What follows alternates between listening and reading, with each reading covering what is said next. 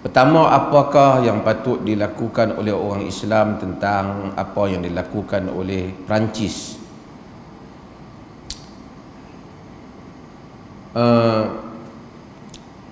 Pertama, kita syukur pada Allah kerana orang Islam di dunia ini masih lagi hidup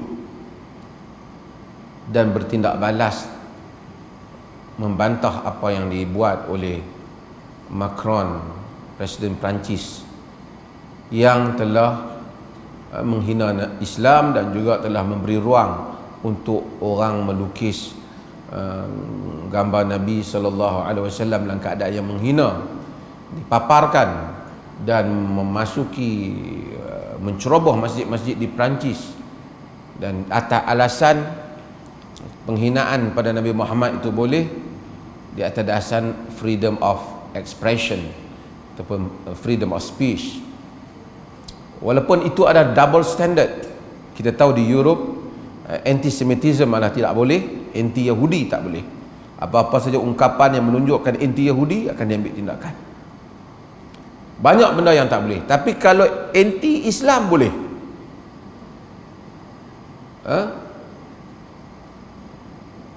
Dalam keadaan yang demikian, kita dapati Islam itu terus berkembang. Tuan-tuan tahu, saya sebut dalam mana ceramah saya, ada seorang aktivis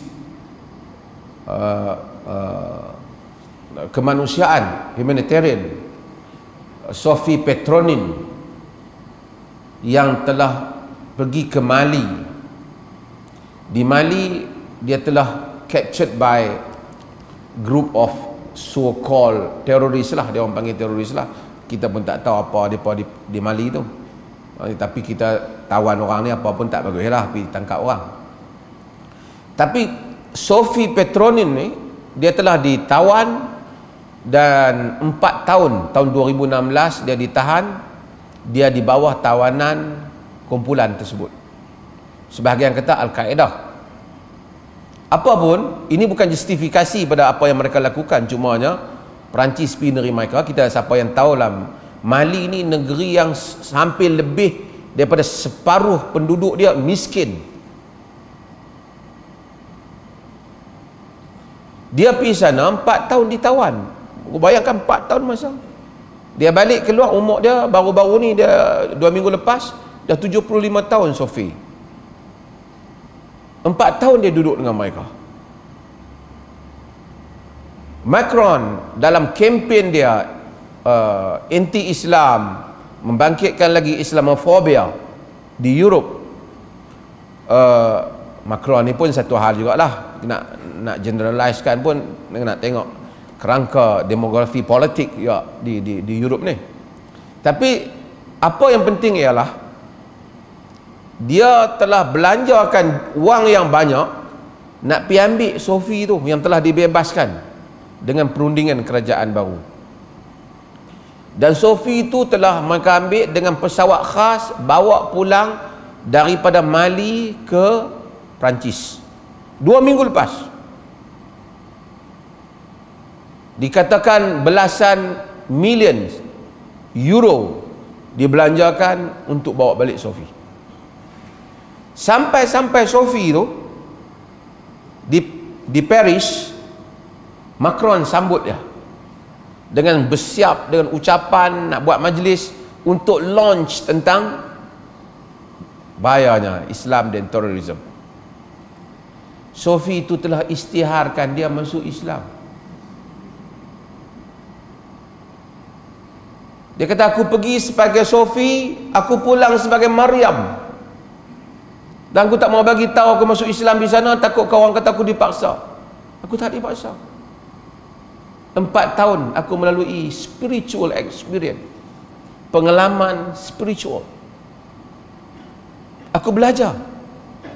Aku melihat mereka bersalat, mereka berwudu, mereka sujud, mereka konsisten dengan Tuhan mereka.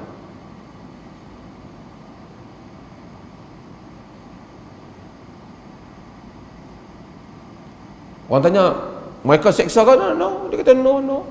Dia kata, Mereka tak buat aku, mereka tak pukul aku, mereka tak bagi tekanan mental pada aku. Aku melihat keelokkan agama mereka. Jam Macron, dia sambut parlimen, ahli parlimen dia hentam dia, kata apa belanja duit lah kali buat mari orang support teroris. Bukan kita support pencolekan tu, tapi kita nak ceritanya ialah demikian. Apabila dia melihat orang yang memang musuh, mungkin colek itu tak, kita tak setuju lah, tapi mereka tu mungkin alasan kenapa kau datang ke negeri kami. Dan Sophie tu pun dia pergi dengan tim dia, tim, kalau dalam bahasa kita tim missionary lah, dia pergi dengan ada penda'a dengan padri daripada Itali dan seumpamanya, dia pergi. Dan mereka tu mungkinlah ada salah lah mereka buat benda tu, tapi itu memberi peluang dia melihat sudut lain mereka, agama mereka, di sudut semayang, di sudut mereka berpuasa, di sudut kebaikan, kasih sayang di kalangan mereka. Dia masuk Islam. Macam mana orang yang kena colek balik masuk agama orang yang mencolek tu dengan penuh pujaan dan pujian. Silvia Romano 2-3 hari lepas, Itali, dia ditawan di Kenya. Di Kenya dia pun sambut dia turunkan kapal terbang, siap pakai tudung hijau macam orang Kenya. Saya pergi Kenya, kita ada buat projek MAIPS, ada bagi bantuan kepada perkampungan di sana untuk bagi air kepada mereka, tebuk bagi air dan bagi kacang hijau untuk mereka tanam. Projek MAIPS yang pertama buat projek kacang hijau di Kenya, dan menjadi, sehingga mereka kata berkat kacang hijau ni punya jauh daripada Perlis, pergi tanam sana. Cuba fikir, kalau cerita kat mereka ni dapat marah pula, lepas benda ni apalah kita musim Covid pergi tanam. Ni cerita ni banyak tahun dah kan, 2 tahun dah, setahun lebih dah. Siapa kita tak heboh lah, sagut-sagi dia bukan tak tahu, macam-macam punya pahaman tak ada. Apa pergi bagi jauh kami ni kacang hijau tak cukup di rumah, nak buat kacang semua ada lah. Tapi saya pernah pergi Kenya lah. Dia ditawan di sana, dia balik, dia 2 tahun dia kena. Dia balik, dia pakai tudung, dia masuk Islam, dia 20 tahun lebih umur dia.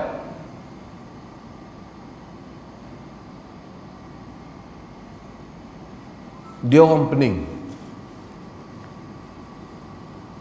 Perancis yang bercakap soal terorisme, ketika Perancis menawan Algeria, tuan-tuan pergi ke Paris, tuan-tuan tengok memang banyaklah orang Algeria ni, Aljazair ni.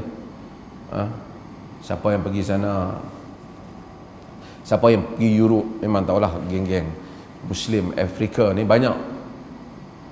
Morocco, Algeria.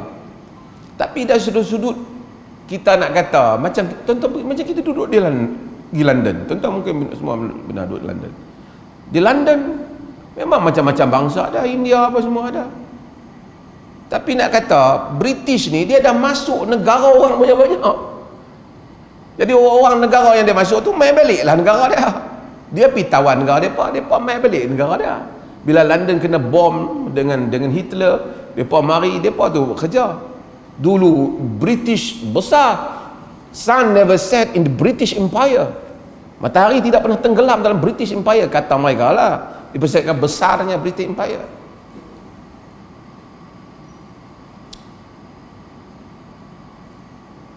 Perancis ketika dia tawan Algeria, punyalah kejam dia masuk dalam Algeria. Ratusan ribu manusia dibunuh tanpa sebab. Wanita-wanita dirogol, orang-orang tua ditembak mati. Masuk kampung orang, bom hampir semua kampung, tak ada sebab. Tu kata Perancis, bakar orang, rogol wanita. Hari ni kita tengok apa orang Algeria bagi rosak semua oleh Paris ni.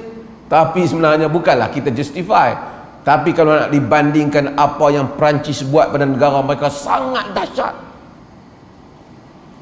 Tak payah susah. Tuan-tuan malam ni juga balik pergi boleh cari, pergi cari artikel ke apa tentang sejarah Perancis di Algeria. Dia yang nak cakap tentang teroris tu. Dan kita tahu, bukan kita kata apa yang generasi lepas buat ditanggung oleh generasi kini, tapi rekodnya demikian. Ada satu orang Islam pergi pukul, satu apa bunuh orang yang melukis katun. Tak pernah ada ulama Islam, majlis fatwa yang ulama Islam justifikan benda yang dibuat. Sentiasa ulama Islam mengeluarkan kenyataan teroris dilarang. Tak boleh bunuh orang tanpa sebab, tak boleh terrorize orang lain. Adalah berapa teroris bunuh, kita tak tahu, itu haram di segi agama. Tetapi nak dibandingkan bom Amerika terhadap Iraq yang mati ratusan ribu dibandingkan beberapa puluh orang atau ratus orang yang mati disebabkan terrorist act yang dibuat oleh sebahagian orang. Orang Islam tak, orang Islam di Malaysia non-Muslim hidup, hatta di bandar mana sekalipun, minoriti mereka tidak dizalimi. Walaupun orang Islam tu tak banyak ilmu pengetahuan mereka tentang agama, tapi mereka tahu tak boleh paksa orang lain masuk agama, tak boleh kejam pada orang lain. Di Indonesia, walaupun ada kes terpencil, tapi majoriti orang bukan Islam, bahkan kaya daripada orang Islam. Di Syria 1400 tahun telah berlalu, Kristian terus hidup walaupun Islam pernah menjadi empire.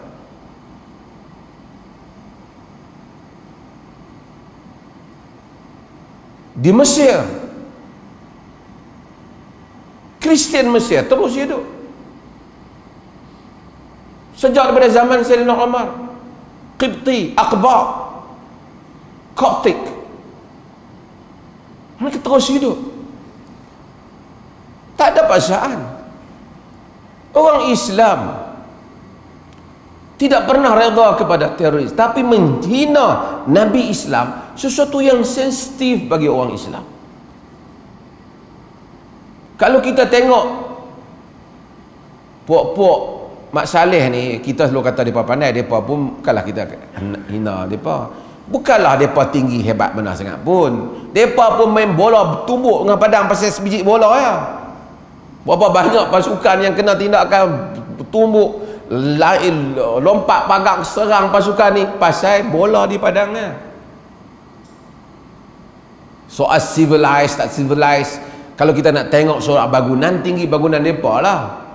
Tapi nak kata terlalu civilized pun tidaklah. Ada negara-negara yang bagus, kita tak nafikan, apa nama, seperti Norway, banyak, Switzerland dan seumpamanya yang bagus di sudut-sudut tertentu, kita tak nafikan lah tu. Tapi orang Islam ni dia akan react terhadap Nabi dia, kerana sayang orang Islam ni besar pada Nabi dia. Nabi orang Islam, kadang-kadang orang Islam ni agama dia tak amal sangat, tapi Nabi dia sayang. Dahulu Sayyidina Ali bin Abi Talib dalam Syarh Syifa, bila ditanya dia, kaifa kana hubbukum li Rasulillah, bagaimana cinta kamu itu kepada Rasulullah dulu? Kata Ali, kana ahabba ilaina min amwali, kana ahabba ilaina min amwalina wa auladina wa abaina wa ummahatina wa minal ma'il barid ala dham. Sesungguhnya Nabi itu lebih kami sayang daripada harta kami, anak kami, ayah kami, mak kami, lebih daripada air yang sejuk dalam keadaan yang begitu haus. Tuan-tuan, orang padang pasir kalau dapat air sejuk ni memang hebatlah ketika keadaan haus. Tapi dia nak buat perbandingan, tak banyaklah nak banding zaman dulu. Kata dia, air tu punya orang tengok pun orang boleh berebut. Kami lebih sayangkan Nabi. Abu Bakar Siddiq radhiyallahu an, sayang tak sayang Abu Bakar pada Nabi SAW. Kita ni nak cerita sayang dibandingkan bapa ni. Bapa bila masuk Islam, oh hebat, nikmat besar. Abu Bakar, family dia, the whole family masuk Islam. Yang lain macam Umar bin Khattab, pak dia tak masuk Islam. Abu Bakar, the whole family masuk Islam. Nabi sendiri, orang yang Nabi sayang tak masuk Islam. Siapa dia? Siapa? Abu Talib. Nabi sayang Abu Talib, dia tak masuk Islam. Hari Abu Quhafah, bapa Abu Bakar, masuk Islam. Dia bai'ah dengan Nabi. Abu Bakar menangis. Dan riwayat dan Musnad Abi Ya'la disahihkan oleh Al-Imam Ibn Hajar Al-Asqalani. Nabi tengok Abu Bakar menangis. Patut hari tu hari seronok. Nabi tanya, "Wa ma yubkika ya Abu Bakar?" Apakah yang menyebabkan engkau menangis, wahai Abu Bakar? Kata Abu Bakar, "Li'an takuna yadu ammika makana yadihi, yubayi'uka 'alal Islam, yuqirru Allahu 'ainayka ahabba ilayya min an yakun." Wahai Rasulullah, jikalah tangan bapa saudaramu Abu Talib berada di tempat tangan bapakku sekarang, berbai'ah kepada engkau menganut Islam sehingga engkau gembira, lebihlah aku suka daripada bapakku sendiri menganut Islam. Tengok tinggi dan besarnya cinta mereka kepada Nabi sallallahu alaihi wasallam. Bapak pun tak sama dengan kegembiraan Nabi sallallahu alaihi wasallam. Kalau bapa masuk Islam pun dia menangis. Sebab apa? Sebab dia rasa aku gembira, Nabi tak gembira. Bukan Nabi tak gembira Abu Quhafah masuk Islam, Nabi tak gembira bapa saudara dia dulu tak masuk Islam.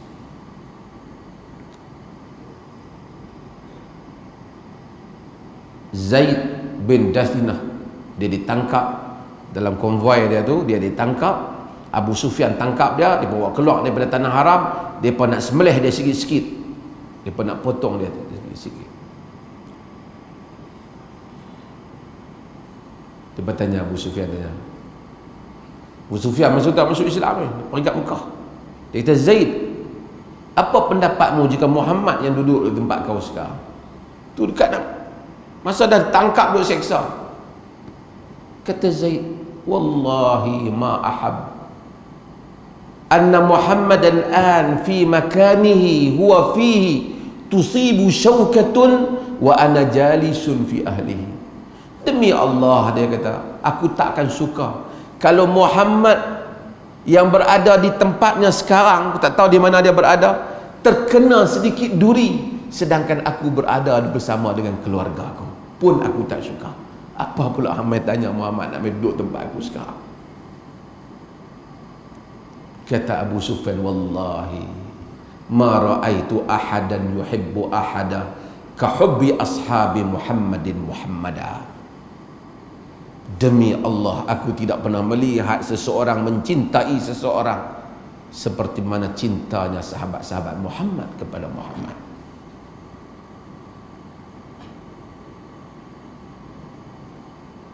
Sa'ad bin Mu'adh ni Nabi mari negeri mereka, kerana Nabi mari mereka terpaksa pula perang dengan Quraisy. Yang dulu tak ada masalah, mereka duduk berdagang dengan Quraisy. Mereka tak kata, ya Allah, Nabi lah main ni negeri kita jadi kacau, untuk pergi bergaduh dengan orang pula. Hari Nabi nak perang, apa Sa'ad bin Mu'adh kata, ya Rasulullah, hadhihi amwaluna baina yadaik fahkum bima syi'ta. Wahai Rasulullah, ini harta kami di hadapanmu, putuskanlah seperti mana yang engkau mau. Ya Rasulullah, hadhihi nufusuna baina yadaik fa in ista'radta bina al-bahra laqudna nuqatilu baina yadayka wa min khalfika wa an yaminika wa an shimalik. Wahai Rasulullah, ini nyawa-nyawa kami di hadapanmu. Jika engkau bentangkan lautan yang luas, nescaya kami menyemberanginya. Kami akan berperang di hadapanmu, di belakangmu, di kanan dan kirimu. Itu sahabat Rasulullah sallallahu alaihi wasallam. Orang Islam sensitif dengan Nabi mereka. Sambutan apa sahaja, sebahagian orang tanya kita di negeri Hatta, di negeri Perlis ni, kita mengingati Maulidin Nabi, tetapi ulama khilaf bilakah Nabi itu lahir. Kita bergembira dengan kelahiran itu, tapi kita akan mengikuti jalan sahabat sedaya yang kita mampu, walaupun kita dhaif, iaitu dengan mengikut jalan baginda, bukan sekadar dengan melakukan perayaan jual topi ke apa. Bukan itu jalannya. Sahabat telah membuktikan cinta. Mereka tidak ada perayaan seperti kita, tapi cinta mereka telah mengatasi segalanya. Mudah-mudahan Allah Subhanahu wa taala mengurniakan kurniaan yang sama ataupun memberikan keberkatan dengan mengikuti jalan baginda sallallahu alaihi wasallam.